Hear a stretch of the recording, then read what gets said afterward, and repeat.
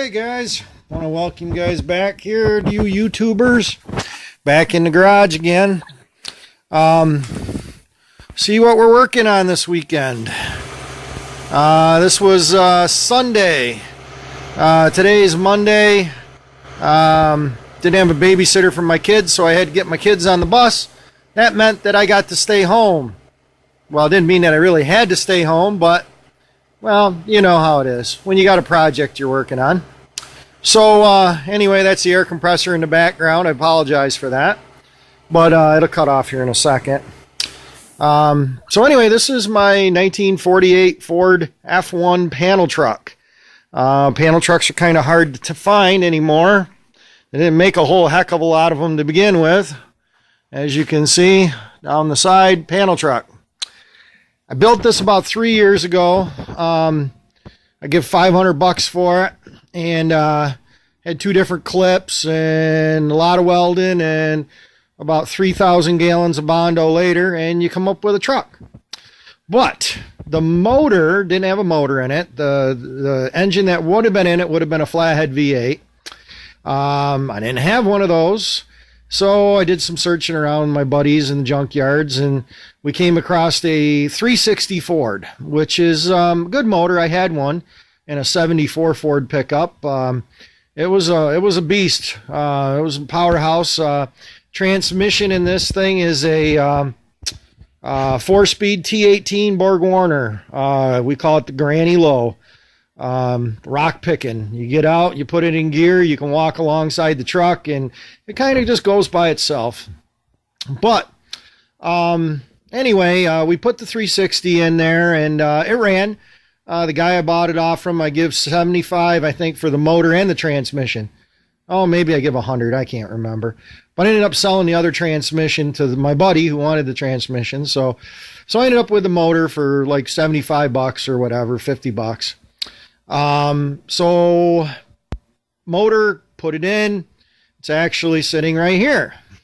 That's the 360.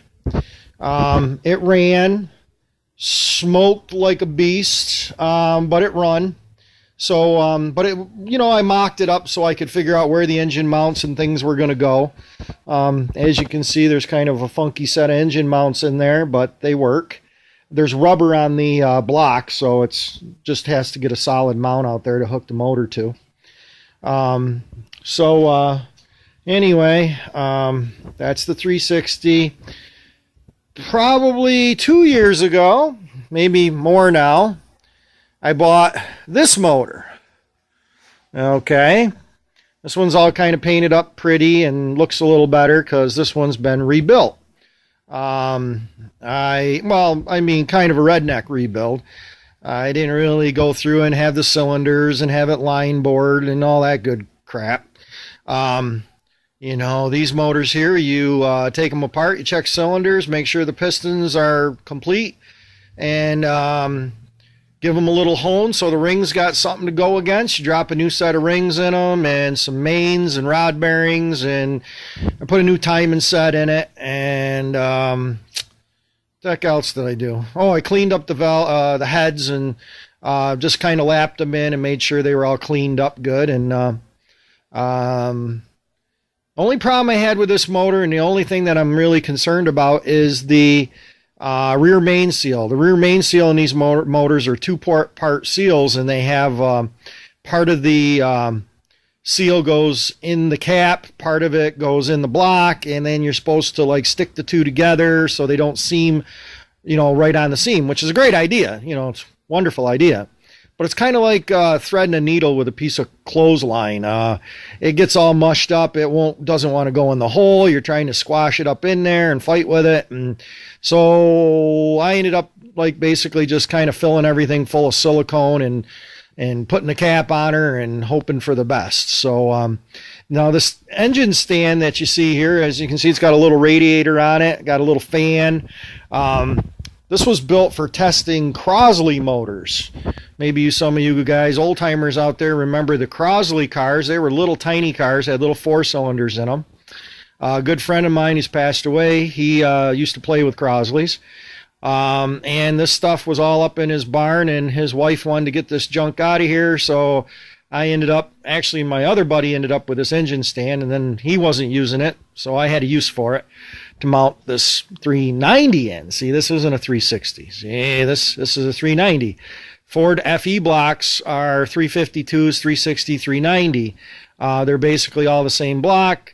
They even have the same bore to a certain extent, and the stroke is what changes them up. I think I have that right.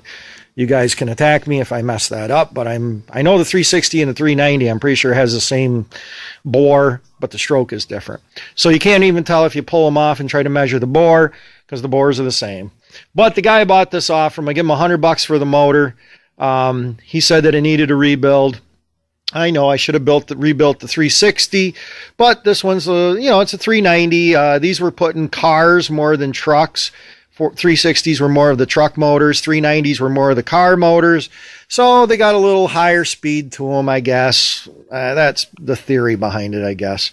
So anyway, that's what we're working on. That motor's going in this hole. But I need to take off the manifolds off there, exhaust manifolds, and put them on here. So that's another project I'm going to work on here in a little bit. But I just wanted to throw up a quick video, show everybody what we're working on, and we'll probably go from there. I just had the heater running, but I shut it off so you can actually hear. It's a little chilly out here. It's about 30 degrees.